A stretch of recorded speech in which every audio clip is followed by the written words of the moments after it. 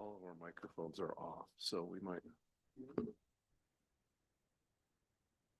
Okay, we'd like to welcome everyone to the December 6, 2023 Cottonwood Heights City Planning Commission business session. First of all, we're excited to have 1, 2, 3, 4, 5, 6 of our planning commissioners. Commissioner Ebler is joining us online, and 2 of our commissioners are excused this evening. Are there any ex parte communications or conflicts of interest that anyone needs to disclose at this time? None. I'm seeing none. So the next order of business, just to review the agenda, first of all, we'll first have a general public comment time. And during general public comment, you as a resident of Cottonwood Heights have a chance to share whatever you would like with us for 3 minutes into the microphone. The one exception to that is any issue that we have before us this evening. So the main issue that we'll be addressing is project SUB-23-005, a public hearing and possible action on a subdivision amendment request to resolve a boundary discrepancy between the Ellison Wood subdivision and Brady Wood subdivision. This amendment represents a change to an existing subdivision plot, which requires a public hearing and planning commission approval. So excluding that, what's in order right now is general public comments, and I have one public comment, speaker comment card from Don. Is that? And Don, this is not regarding the issue at hand. Okay, please come to the microphone and you've got 3 minutes. Thank you. My name is Don Smart, and I'm here to talk a little bit about the concern with pickleball. And I just want to first say that we live in America for a reason, and that's to be able to enjoy freedom and all of its benefits. And especially as a homeowner, especially living here in Cottonwood Heights, is to be able to have everyone experience that same opportunity and living in harmony with our neighbor. And I think the challenge it is, and I think that's why pickleball has been such a challenge, is because of the noise level that it brings. That pickleball is a great sport. I play it myself, I enjoy that. But it does reach a level of sound that does affect the neighbor unless it's put in an area that won't be that offensive. I have a neighbor who's putting one in 13 feet from my property line. That's truly a concern. I've always had a great relationship with them and others as well. Our backyards, there's 6 of our backyards who come together, and this pickleball court is right there. So you can see where it is, we are faced with this issue front and center. I respect the person who's putting it in, the money that they spend, but at the same time, it has to be livable for all of the neighbors in our area.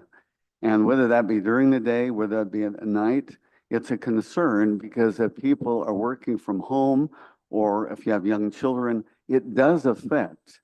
And I just feel like it's a concern. I appreciate the Planning Commission and in the last meeting I just listened to, that it is a difficult decision because I do believe in our own personal freedoms and rights, but I also have to understand that it has to be in the confines of our own boundaries of our own home and property.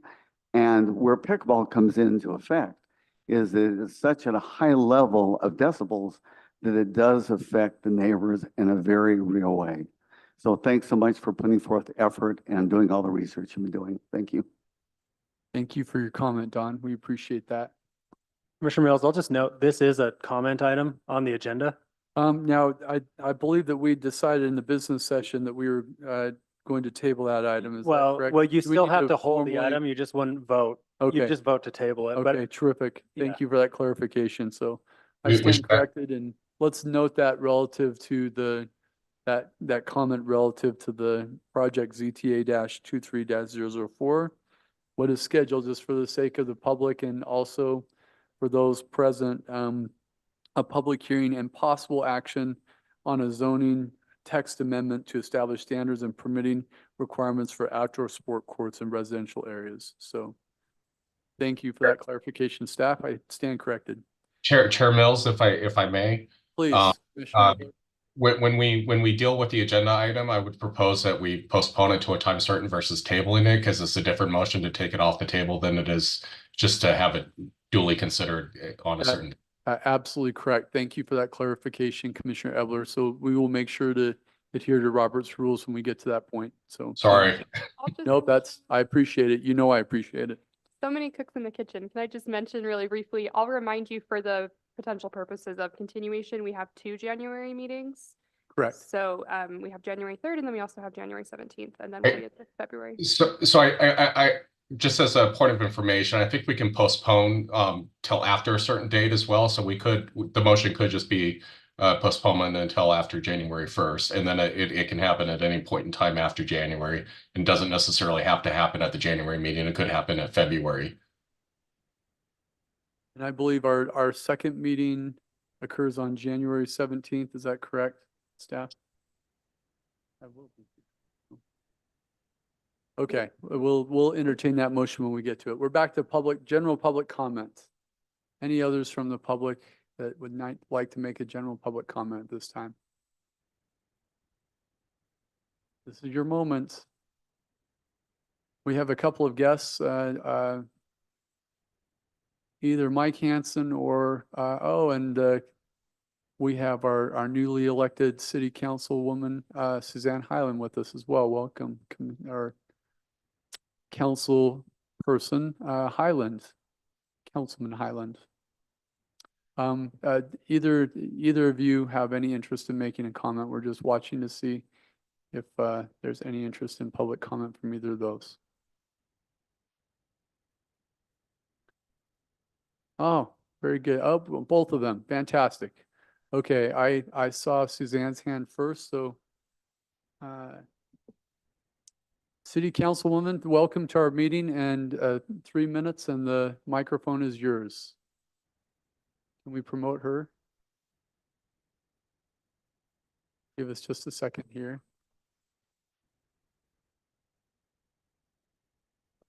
We need IT to do that.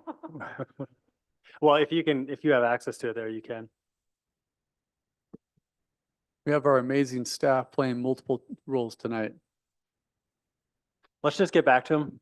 We can take those in a minute when Alex is back, and then you Okay, can let him. terrific. Okay, we saw both of your hands. We saw you as well, Mike. We'll give us just a moment here. I think what we'll do is, if there's no other public comments, we will come back to those 2 public comments. Excluding those 2, we will close general public comment at this time. Oh, and Alex, of course, you stepped out and we were ready to add somebody for public comment here. Let's promote Suzanne Highland. Thank you, Alex. All right, I think your microphone is working now. Can you hear me? Yes, go ahead. Welcome. Great. I want to apologize for not being there in person. Our daughter is having our first grandbaby any second, so I'm listening in. Am I to understand that we're postponing any pickleball comments until it comes up on the agenda? That's correct. Okay, Well, I'll hold my comment then. Excuse me. Yeah, I think we are going to promote. We will have a comment period, but we are not acting on it today. Okay. So there will not be I'll- action, but we will take comment. Okay, thank you. I'll hold my comments then. Okay.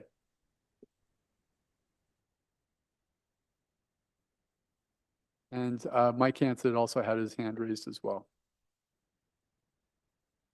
Can you hear me? Yes, go ahead, Mike. Great. Well, since you called me out, I will definitely just leave a comment to say thank you so much for your service. I appreciate everything that goes on. You guys have a tough job. This has been a really interesting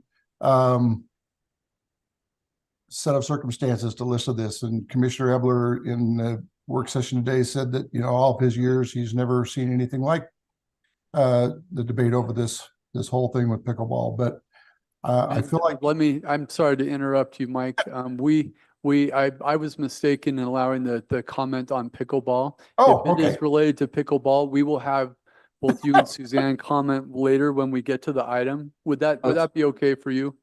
That's fine. I Right. don't need to comment on that. I just do want to thank you for your service and for keeping us in good hands. So that's it. Thank you. Thank you. I am running roughshod over Robert's Rules of Order tonight.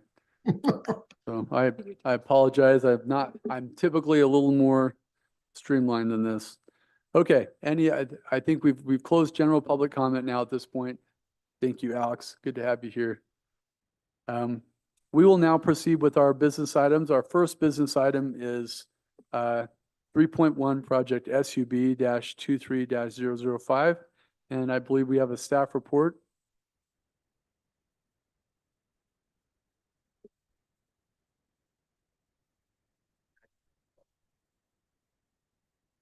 So it doesn't, Ian, your right. presentation is Ian. limited to a minute and a half. Ian gets unlimited time. let me figure out the Zoom here.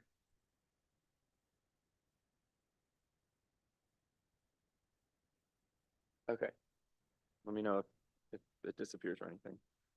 Because we have quite a few more people here, I'll probably just do the same presentation. And then if you guys have anything to add, please do. So again, this is a subdivision amendment application for the Ellison Woods subdivision. This is just a picture of the street view of the property. We're recommending approval, and I'll go into the reasons as to why that is. So just some location context. The property is located at the end of 6450 South, which is just right on the north tip of our city, just west of 23rd East and just south of I-215. There's two subject properties. You can't see them in this picture here, but in this picture here, hopefully you can see that there's a much smaller one that doesn't really have any structures on it. It's mostly just functional as a driveway, and then a larger one which has a single family home on it. So the property owner for both of these properties is the Brady family, different members, but within the same extended family. The zoning for this property and the area adjacent to it is rural residential, RR 121. The size of the properties, the larger one is over an acre, it's 1.24 acres, and the smaller one is just about a quarter of an acre. So this is kind of the confusing part. This subdivision application was applied for to kind of resolve two different boundary discrepancies that are shown on this figure here. So the first discrepancy that I'll touch on is on the west side of these two properties. There's an overlap between these two properties and the parcel to the west. The overlap's only about 2.7 feet, so it's extremely minor in nature. It was probably just an error when the original survey or the original monuments were laid. This subdivision dates back to 1947. So the application is trying to correct for that discrepancy, along with the second discrepancy, which is a 2.77 foot gap between what's shown as lot 15 and lot 14 and the southern parcels. I will note that lot 15 and lot 14 have since been combined into one parcel. That probably happened decades ago. But they're still shown there as two separate lots. But yeah, those are the two discrepancies that are at issue in the subdivision amendment application. Because these two lots exist on the outer boundary of the Ellison Woods subdivision, we have to bring the application to you for a subdivision amendment. When you modify the outer boundary of a subdivision, that's the application that has to take place. If this is not within a subdivision, or if it was not the outer boundary of a subdivision, this would be a pretty minor lot line adjustment application. So the applicant's trying to solve for those two things by adjusting the boundaries of those two parcels that I showed. We didn't receive any public comment by noon yesterday. There may be people here in the audience who'd like to speak to the issue, but we didn't receive anything by email or letter.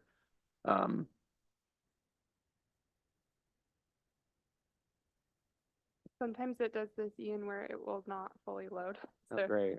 we need to pull it up. We're just struggling through the technical aspect of this meeting, I think. Here. We need to pull it up on one of our computers. We can do that, but yeah, sometimes the PDF just doesn't load. I think I should try PowerPoint.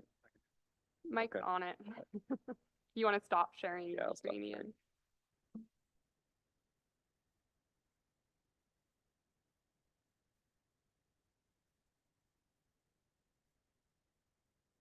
I think we were just on the staff findings slide. Yeah. So again, this is a pretty minor lot line adjustment, just intended to remedy a survey discrepancy on those two boundary lines. Because it affects the outer boundary of a subdivision, this type of application is required to come before you. And then all affected properties, I'll just note, are owned by the Brady family, represented by the applicant, David Johnson. So neighbor consent isn't required because there's no other properties being affected. Like I said, we recommend approval of this project. It's code compliant as we outlined in the staff report. And here are some model motions. Do you have any questions for me? Any questions from the commissioners? Commissioner Epler, are you okay? Yeah, I'm okay. I'd go ahead and make the model motion if I. I think we'll now open it to public comment at this point. Okay. So what's in order now is a public comment on the SUB-23-05. Commissioner Mills, we do have the owners here as well, if you'd like to hear from them. I don't know if they have wonderful. anything to add. If the owners would like to speak, this would be the appropriate time. Do you have anything you want to share with us? Just tell us your name and again, thank you for joining us tonight. Bill Brady. I'm the executor of my mom's estate. She passed away in February.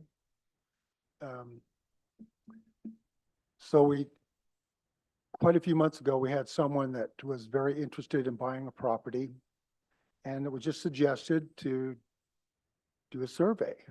I didn't realize it was going to be such a nightmare because we thought everything was, we'd been living there for 100 years and we just thought everything would just be normal. And I hired an individual, David Johnson, come out and survey it. And then, boy, he just shot back with red flags everywhere. And we don't know if it's monuments on 23rd and monuments on Highland Drive that were off, or we met with the county surveyors and he said, nope, everything is good. It's just bad math and whoever did whatever. So basically, we're not really trying to do anything but just say what it is. And my brother, who just lives west of the property, and then my other brother, who owns another piece of property even west of him, they had theirs surveyed. And when they surveyed that, it came onto the family property, I guess a couple of feet or something. And so when all this came about, we weren't going to have my brother change anything. We just said, yeah, just go ahead and what your surveyor came up with, we'll accept that. Even though it takes away a couple of feet from the state, we don't care. The brother, you get that property. And then they said the back property. I think Mark, I don't know who got to survey the Ellison Wood property, the Brady Wood property to the back, but we're going, it's okay. Whatever that is fine, And so we're right here to the meeting just to say, what is, and we accept whatever that is, and we're happy just to move forward. I mean, it's just kind of a no-brainer, but anyway, that's how the family feels. Thank you very much, Bill. It means a lot to us as a commission to hear from the family. So thank you. Other public comments on this issue? I'm Mark Anderson. I own Lot 1 and live there for about 16 years. I actually, as an amateur, I developed the Bradywood subdivision, not knowing what I was doing before the city existed. It's a 2-lot subdivision, and Mrs. Brady, their mother, was an angel, awesome person. She kept Lot 2, and I purchased Lot 1 from her after I developed the subdivision. And so I guess my one concern, I'm still a little bit fuzzy because there was a red line along my north fence line. And I guess I just want to make sure I understand that fixing the discrepancy between the two subdivisions is or is not going to affect my north lot line in terms of the property that I own. It's not. It doesn't affect your line at all. Thank you. You bet. Other public comments on this issue? Hi, I'm David Schwartz. I live kitty corner, and maybe I just make a suggestion, because we got that notice, which was really helpful, but it didn't say what the current boundaries were. And so we weren't really sure what was being corrected really. And that might have been helpful just in the future, if you could indicate what the current lines were or what was being corrected, just a suggestion. Great feedback. Thank you. Noted by staff. Any other additional public comments on this issue? Okay, with that, we will close public comment on this issue and further deliberation from the council. Any other thoughts, clarifications, or things you want to express?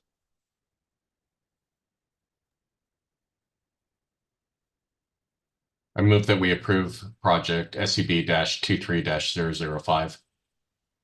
Second. Subject to the findings and of the staff report. We have a motion by Commissioner Ebler and a second by Commissioner Anderson. What's in order now is discussion of the motion.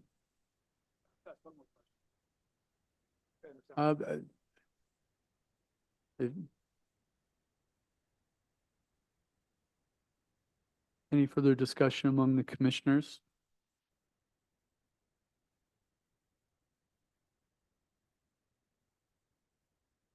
Are we ready for the question?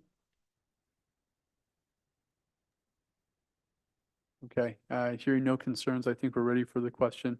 Commissioner Ebler, Aye. Commissioner Anderson, Yes. Commissioner Polson, Yes. Commissioner Shelton, Yes. Commissioner Smith, Yes. Commissioner Mills is a yes. Motion passes. Thank you to all those involved with this issue and the clarification, and thank you to staff for the housekeeping. We'll now move on to business item 3.2, project ZTA-23-004, a public hearing and possible action on zoning text amendment to establish standards and permitting requirements for outdoor sport courts in residential areas. Now, we had quite lively discussion in the work session on this issue. Are we ready as a commission to hear, and is a staff anxious to provide any further insight for us for the public, or are we going to how would you like to proceed? What I would recommend, and it's up to you, is that we give the overview for those that may not have been in the work session. I'll just update on how this started and what the draft ordinance is today. The commission hold public hearing today, and then you vote to continue it to the January 3rd meeting. That would be my recommendation. Okay, and we'll we'll entertain those steps as they occur. So let's start out with the presentation. Are we okay with that, the commission? I'm seeing consent. Okay.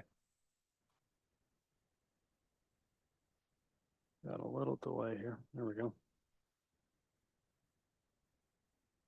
So the background on this, and many may be familiar with this, but I think it's helpful to go over. Back in September, the city council voted to issue a moratorium on outdoor sport courts over 500 square feet. And a moratorium is basically just a temporary hold. Temporarily, sport courts over 500 square feet cannot be constructed in Cottonwood Heights. And the purpose of a moratorium is to give the city time to analyze the impact of a certain use, and if appropriate, provide regulations or an ordinance that addresses them better than whatever's in place today. Moratoriums can last up to 6 months. So that moratorium will run through March 2024. If no decision is made or no changes are made by March 2024, that's okay. That moratorium just lifts, and the current ordinance just continues on until something new is adopted, if anything. The reason for the moratorium was related to the perceived unique impact of residential pickleball courts and concerns voiced by residents to the city council relating to the construction of a couple different residential sport courts throughout the city. The main reason for the concerns were lighting and noise and fencing. And as I shared with the commission, lighting and fencing are pretty well addressed in the city ordinance. So noise is probably the primary issue driving the moratorium and the purpose for these discussions in the draft ordinance. This has been discussed at several planning commission meetings. There was an initial draft. There was great feedback on that. We also took this to the city council in a work session to get their feedback and came out of that with the draft ordinance you see in front of you tonight. And we've heard at every level, we've discussed this, from talking with residents to talking with planning commission to city council. There's not an agreed upon best way to address this. There's a number of ways we could go. So staff's direction on this was based in what's a reasonable approach that regulates this in a reasonable, equitable way that affects, all properties similarly. And how do we regulate the main concern, which was noise? The draft ordinance is summarized as is shown on the screen here. It would apply to all residential sport or all outdoor sport courts over 500 square feet. Not necessarily only in residential zones, but in or near residential zones and uses is where this ordinance would apply. The ordinance would require a building permit for sport courts and associated lighting and fencing, utilizing existing lighting and fencing standards, and then a few proposed regulations for sport courts that do not currently exist.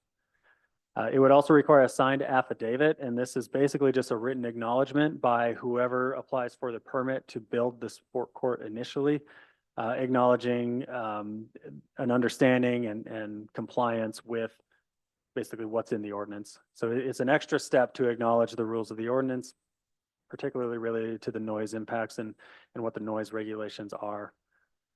And then the biggest impact of these new regulations are the setback requirements proposed for new sport courts. Without any sound mitigation or analysis or anything like that, a minimum 150-foot setback from all adjacent property lines is proposed in this draft ordinance. 150 feet came from some of the scientific studies that were out there showing that you need that distance and in some cases even more in order to naturally mitigate the noise impact of pickleball down to an acceptable noise level. The ordinance also proposes that with a sound study and implementation of some sort of noise mitigation, different combinations of it, different levels of it, that's a little bit open-ended right now. But if you study it and provide a proposed mitigation plan that shows you can reduce the setback, to whatever it is, and that will result in an appropriate decibel level at property lines, you can reduce that setback all the way down to 0 feet. If you can completely mitigate the noise at property line with sound mitigation, that setback can be reduced. Essentially, the more mitigation, the more setback reduction you can see. And it allows some flexibility, some creativity based on the context of how the court will be used, where it's located. There's a lot of different variables there. So we felt that a sound study was it is an extra expense and an extra step in the permitting process, but does provide some flexibility in how to mitigate that noise impact. And then we had the discussion earlier in the work session, and that's kind of where it's left off now. This is the first formally scheduled public hearing for this item. And I assume this will continue, and then this will go on to city council at some point for their consideration as well. Any questions before I turn it back to you? So just to reiterate for the public and any that just are listening to this meeting, we had a lively discussion that included a lengthy discussion about property rights and about the contrast between pickleball and other activities relative to both the frequency and the sound intensity measured in decibels, and the pros and cons, and what sound studies would potentially look like, and the potential implications for residents of Cottonwood Heights. So we are continuing to have discussion. And anything you want to add to that, commissioners, before we go into public comment? Okay. And I would encourage the public, if those who may be listening to this in the future, that it would be worth your while to listen to the work session as well, to hear detailed contributions from the individual commissioners. So with that, let's proceed to public comment. So I hope that we can make sure that we integrate Mr. Smart's comment, and thank you for your contribution. And what's in order now? We had 2 online comments. I'm assuming that are they both still present here? While you're pulling those up, I'll just, for the record, we have passed along a handful of written comments to the commission. One was this week and a few were, I think, a couple weeks ago. We also received one after the deadline that we'll forward to you after tonight's meeting. Fantastic. And for those listening, we are anxious to get as much public comment as we possibly can. So if you're listening to this even over the next couple weeks, we would look forward to people's vigorous engagement on this issue. So Councilmember Highland, I believe you're the first in line. Thank you. And I want to echo what Mike Hansen said. We're so grateful for your work. The comments that I've been listening to are so thoughtful on both sides. This is a gut-wrenching issue for me because no matter what the decision becomes, some of my neighbors will be unhappy. One general comment that keeps coming back to my mind is that we can't or shouldn't have any ordinance that we either cannot or will not enforce. It's just a observation of mine that anything that cannot or will not be enforced probably shouldn't exist. So with that in mind, I kind of look at this updated draft summary and I will withhold my general feelings about it based on what might happen in the January meetings. Something to just let you know is that if you haven't actually lived next to a pickleball court, and I'd like to get some of my neighbors to come and talk about that, many of them say they didn't sign up to live next to a rec center. And so the comments that have been shared that these courts have an unusually high utilization rate, not just, a Sunday afternoon with family. The other thing that we decided to separate out of this was the rental of backyard courts and backyard pools. I'm very concerned that if we don't have some kind of a setback or some kind of mitigation, that being able to control the rental of these backyard courts would be very difficult because all that owner would have to say is, oh, these are just my friends.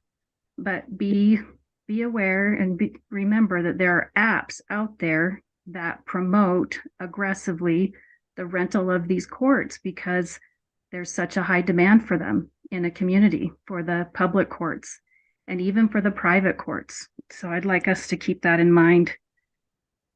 I think the difficulty here in getting some of the comments and people to come in and talk about it is that neighbors are afraid to tattle on their neighbors. And, it's difficult to come into a public meeting and say, I hate living next to my neighbor because of their pickleball court, because they love their neighbor. They just hate the pickleball court. I do think over time that pickleball in the United States is going to address the sound problem, but I don't think that negates the need for us to do something about it now. If that does happen, I would be happy to review and revise anything that we had put in place in the interest of keeping harmony and peace in our neighborhoods. So just in general, again, I want to thank you for your work and your efforts and all of your thoughtful comments. I'm 50-50 as well. And I think that was shared in the work session. I generally really don't know the exact answer to this, but I do know that something needs to be done. So thank you. Thank you. We appreciate your contribution and thank you for your willingness to serve our city. Councilmember Highland. We'll now hear from Mike Hansen.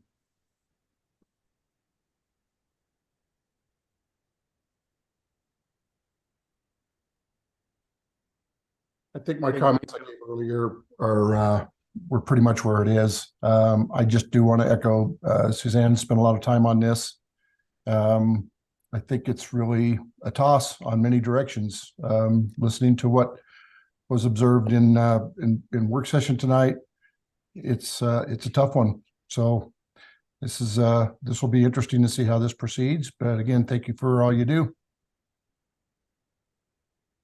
Thank you, Mike. Thank you for all you do. And just for the record, Mike Hansen is also representing our city, serving on the town center committee to determine the future of Hillside Plaza. So thank you for your service as well, Mike. Okay, do we have other members of the public that are here to comment on this particular project? And Don, we are registering your comment as written. That will be recognized. So we only will allow you to make that one comment, though. Is that okay? Thank you for understanding. Others, they're interested in making a comment on this issue. Not seeing any others online. If you might allow me, Chair, I just wanted to give kind of a plug too that comments can always be submitted in writing. If anyone's ever interested in providing a written public comment, whether for an inability to attend the meeting in person, or maybe for a desire for more anonymity, we are happy to redact personal information as we are allowed to from those comments, and provide those to the commission over email. So wanted to just remind anybody who's maybe tuning in that you are always welcome to send public comments to staff at planning@ch.utah.gov. Thank you for that clarification, Sam. Okay. Further discussion on the, I think first of all, we will close public comment at this time.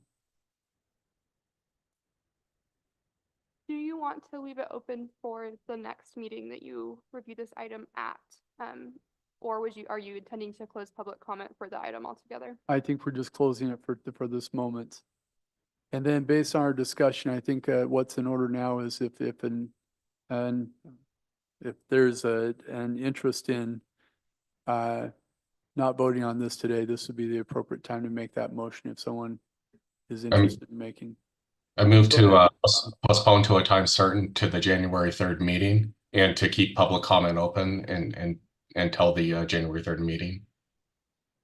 I might make one amendment that I hope will be friendly, which is maybe if we postponed it to the second meeting in January, which I believe is the 17th. So would allow Commissioner Mills to join us. So I can't take that as a friendly amendment. I did a quick search on Robert's Rules of Order. Postponement has to happen at the next regularly scheduled meeting. So then that would mean that what would be in order would be the table, the initial comment. You can't table it either. I did a look on that too. So if we tabled it, it's tabled, and then if we don't take it up from the table at the January 3rd meeting, it dies. But it can be tabled at a second meeting, correct, Commissioner? Correct, but I mean, but so the difference between the table and the postponement is the postponement makes it an order of the day, so it actually goes on the agenda. It won't go on the agenda on the January 3rd until we take it off the table, and we can do that after the first item of business. So for transparency, that would also allow it to be tabled a second time at the or postpone. I would just postpone it a second time. Yeah, postpone a second time. Okay, that's fine. That's workable as well. Okay. Yeah, I don't have any problem taking it up the second meeting. It's just from compliance absolutely point of view, we just have to do it in the next meeting. So what would you like to do with your amendment? I will withdraw. Okay, amendment withdrawn. So what's in order is the original motion, which is to postpone until January 3rd. Any further discussion on the amendment or on the motion? Excuse me. I think it's perfectly reasonable that we collectively understand that even though it's going to go on the agenda on the next meeting, it's basically another opportunity for public comment and whatnot, but we'll likely just postpone it until the 17th. I think we're all in agreement. Any other further contributions on that, on the motion to postpone definitely to January 3rd, 2024? Are we ready for the motion? It's postponed to a time certain, not indefinitely. Time certain, excuse me. Thank you. Okay, so we have a motion on the table. I don't believe we have a second at this time. Is there a second on the motion? Second. Okay, so we have a motion, Commissioner Ebler, and a second from Commissioner Smith.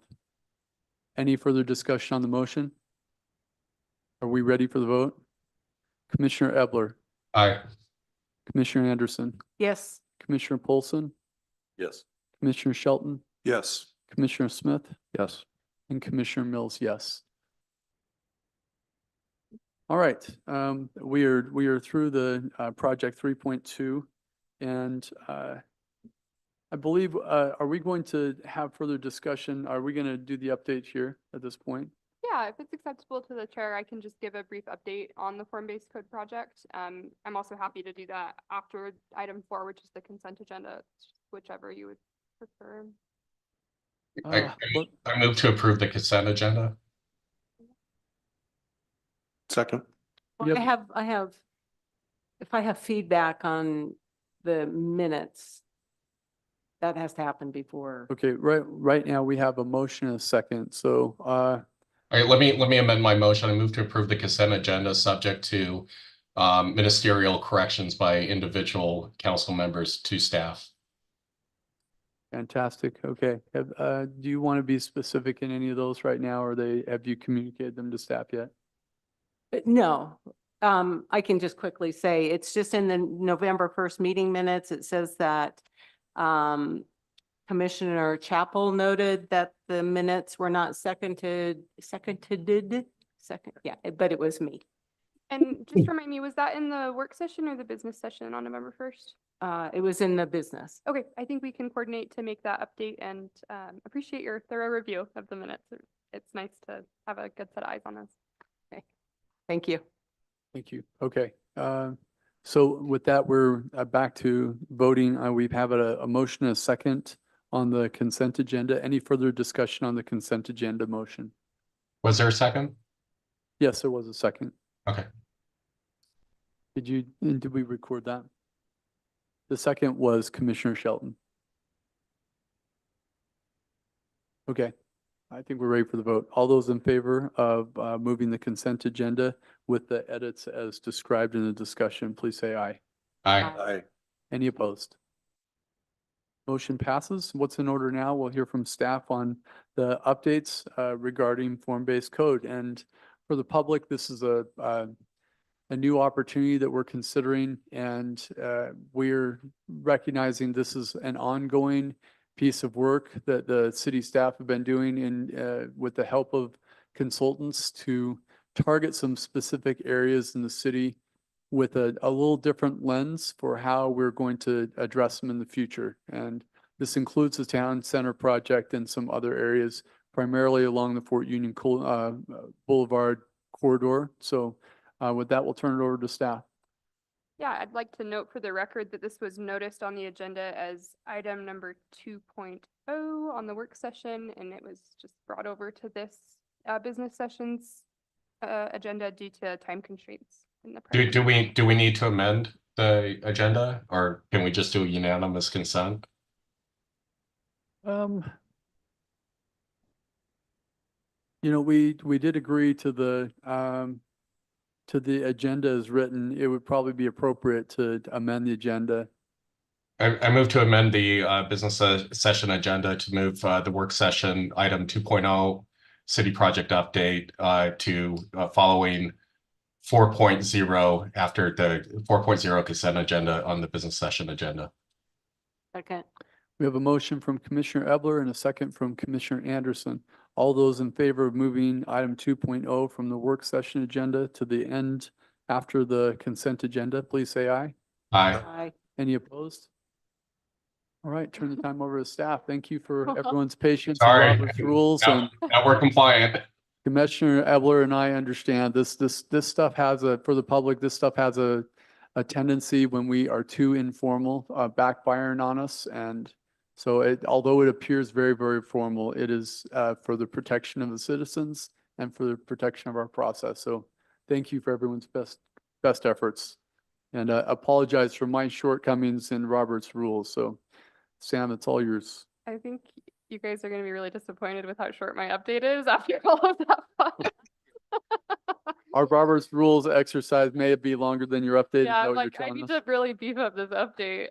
No, I just wanted to give a really brief timeline update on the form-based code project. So as you'll recall, following the last planning commission meeting on it, went to city council. That was reviewed by the city council in the work session last night. And they got a pretty high level overview of it, similar to some of the introductions that the commission received. Regrettably, I wasn't able to attend, but from what I understand, it was favorably received. Some good informative questions were asked, and wanted to apprise you to some of our next steps. So we plan to actually come back to the commission in January at the January 17th meeting to do a little bit more of an update with our consultant. They, at that time, will share the kind of question and answer document that we've been collaborating with. So to that end, appreciate all the comments that were sent over about the form-based code. We've logged those, and we'll be preparing an informational document. And we also have been preparing a project webpage that will be a resource for any affected property owner wanting to learn more about it. So we'll come back in January with an update on those things. And then proceeding after that, we plan to hold sort of a public opportunity. We aren't sure whether to format it as a formal open house or more of kind of office hours, but we want to host an opportunity for any property owners to come in and discuss their questions, provide feedback. And we anticipate that after that public opportunity has come and gone, we would then come back to Planning Commission for a public hearing. So I think all of that is to say that we're still kind of working on the back end of things, just trying to really build a consensus-driven ordinance before we take it formally through. And we hope that by the time we reach public hearing, we've worked through a lot of the issues that you guys have identified. So anyway, that's my really brief update, and keep you posted. Great. Any questions from the commissioners? Just quick question, in addition to the consultant coming back and getting updates on that in January, are we gonna get an official briefing on either the status of the general plan and or the status of town center project? Yeah, that's a great question. I'll say my purview is the form-based code project, so I'll turn here to Mike and let him weigh in. The general answer is yes. The answer of when is I don't quite know yet, but both are coming. Yeah, you'll deal with both a lot in the next year. I would add to that, Commissioner Ebler, that the 12 members of the town center committee are looking very closely to look what we're showing, and I think they're ready to get input or to receive input, going both directions. So I think there may be some good collaborative opportunities there. Any other questions or clarifications? Okay, I think we have one more item in order. Move to adjourn. We have a motion to adjourn from Commissioner Smith. Second. We have a second from Commissioner Anderson. All those in favor of adjourn, say aye. Aye. Aye. We are adjourned. Thanks, everyone. Wishing you all a very happy holiday season. We won't see you until the new year, so I hope you enjoy a lot of happy celebrations with